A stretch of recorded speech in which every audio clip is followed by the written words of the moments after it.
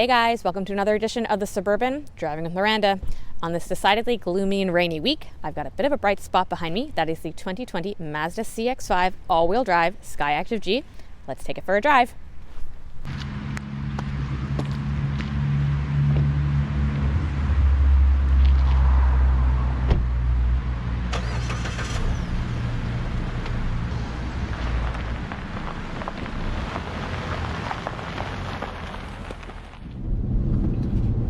So here we are, driving in the 2020 Mazda CX-5 all-wheel drive Skyactiv G.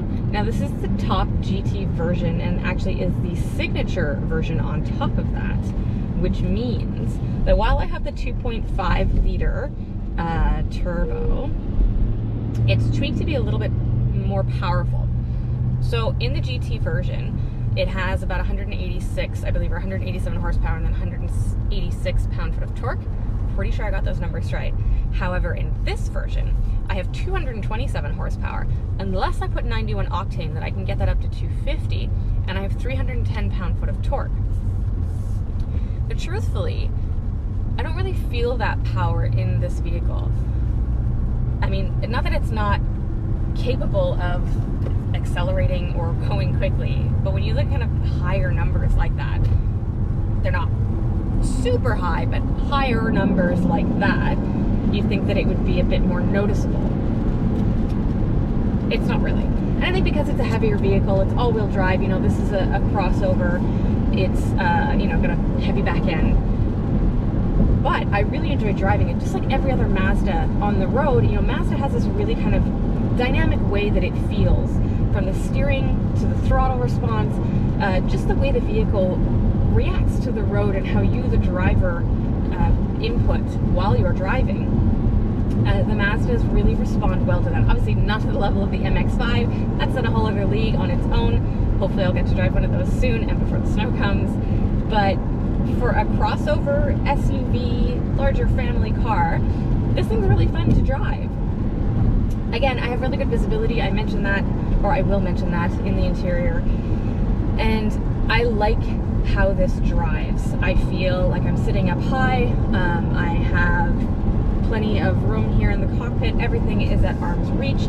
It's not too big, it's not too bulky. The steering wheel fits well in my hands. And despite being or feeling like this older model, maybe that's better. I mean, with age comes wisdom, right? And we look to our seniors to guide us. So the CX-5, you know, has guided its family lineup. And in terms of the engine, you know, the 2.5, my gas mileage is a little bit high this week. You know, I had a much lower number in the Trailblazer, I believe, from a couple of weeks ago. And mostly that's because the engine is actually smaller. So the Trailblazer did have a smaller engine inside. I did the same. That beeping was my blind spot control. I was far away from the car behind me, but it still saw it, therefore warned me that it was there.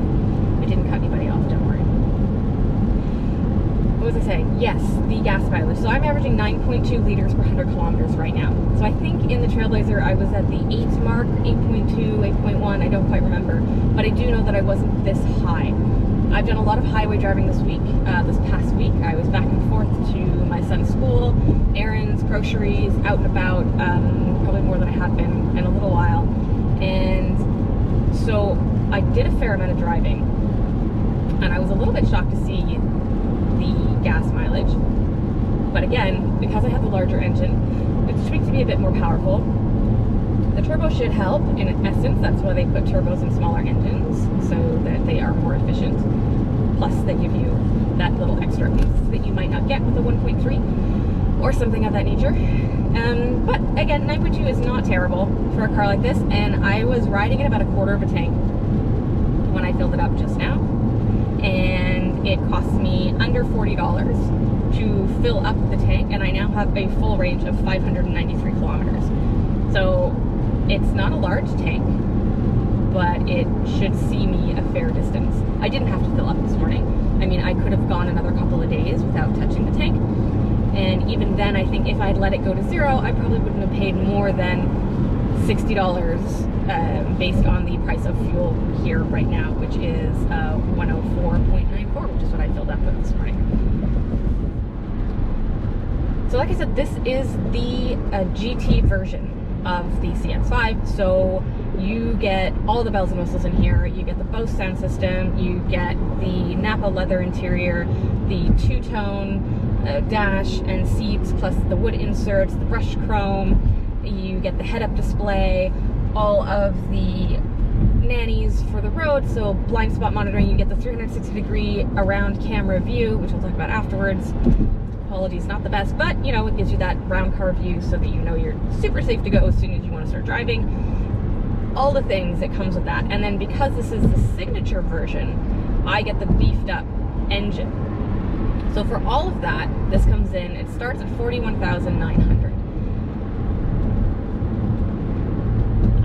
It's a little bit much. When I think of other vehicles currently on the road and in the market that cost that amount, the reason that Mazda gets away with it, I think, is because of the quality of the materials and the quality of the build that's here. You get into a Mazda and it feels well built. It's well put together. The design is great. The interior is functional. You know, I'm going to talk about it afterwards, but this really simple dash, like, you don't need a million buttons. You don't need a 17-inch touchscreen. You don't need all these things, and it's still highly functional and really nice to use. And I think that's how they justify the price that they have. You know, again, because their cars are fun to drive, they are fuel efficient to a certain extent, they are winter ready. You know, this is the all-wheel drive version. I've got a good amount of ride height here, and I have lots of interior space, which again I'll get to afterwards. So I think that larger price tag, for the fact that this isn't the biggest SUV in their lineup, hint hint, I may be picking that up today,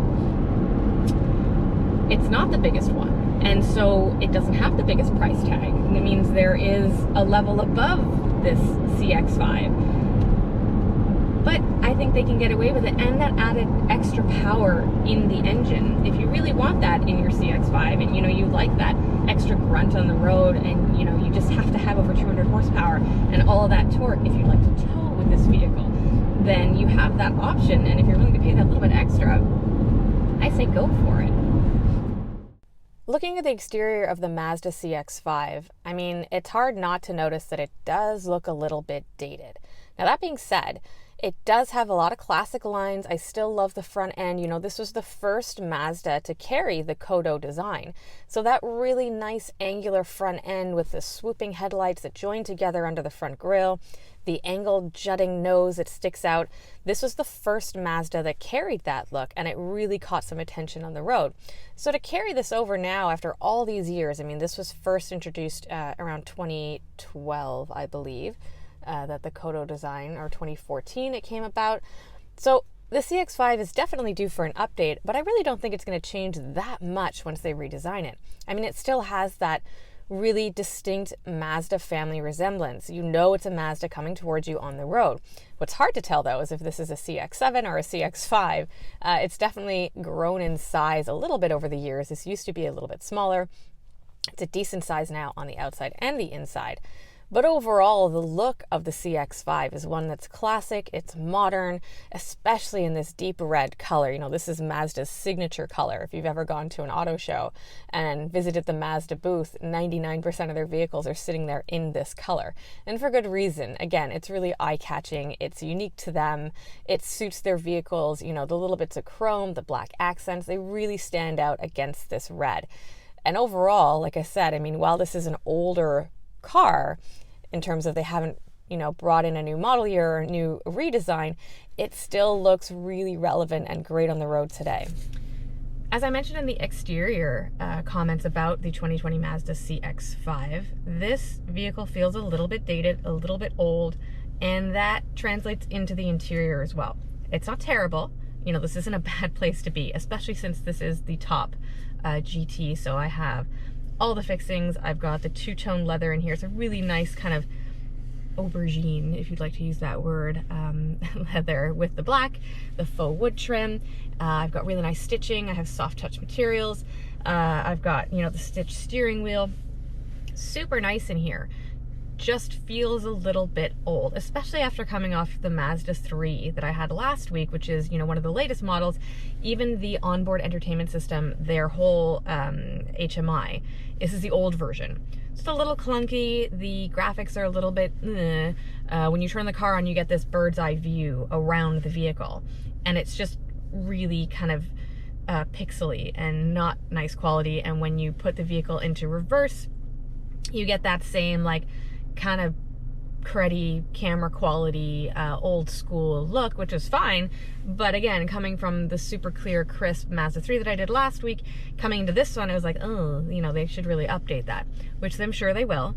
All that aside, again, I really like the simplicity of Mazda's interiors. This isn't as simple as the Mazda 3. I have quite a few more buttons down here, but I have the same HMI knob here. I have on my HVAC, which is great. On the steering wheel, I've got everything that I would need in terms of laser guided cruise control, all of my Bluetooth voiceover. I can change my gears here if I'd like to. I have not done that in the CX-5, only because, you know, well, you will have heard that in my driving, but I didn't feel the need to. This isn't the kind of car that I would use that for. Otherwise, super nice in here. It's very roomy. Again, like I said, the CX-5 has grown slightly over the years. And so, you know, there's a lot of headroom. It's really nice and visible in here. The windows are nice and large. My A-pillars aren't too big. I don't have a big blind spot. And in the back, my son has plenty of room. Plus, he's got heated seats back there, which is, you know, he loved that. Even though he has a booster, it goes up the back to the lower back, which is a very important point when you have a kid back there. He gets very upset when it's only the bottom that gets heated because he doesn't feel it through his booster. But in this vehicle, he could. And the trunk is also a really nice, decent size. Again, you get the height as well because of the shape of the back. So you're not just getting the width, you're getting the height, and just a really good amount of space. I don't have a charge pad, but I have 2 USBs in here. I have a nice spot here to rest my phone should I want to, and it fits. And otherwise, like I said, just a really nice, comfortable interior. Might be dated, but it does the job. All right, guys, well, that's it for me and the 2020 Mazda CX-5. If you guys have any questions, concerns, comments, as always, you can hit me up at Miss Miranda on Instagram and Twitter, or Miranda Lightstone on Facebook.com. Make sure you check back next Friday when I go even larger in my next Mazda. Hope to see you guys then. Thanks.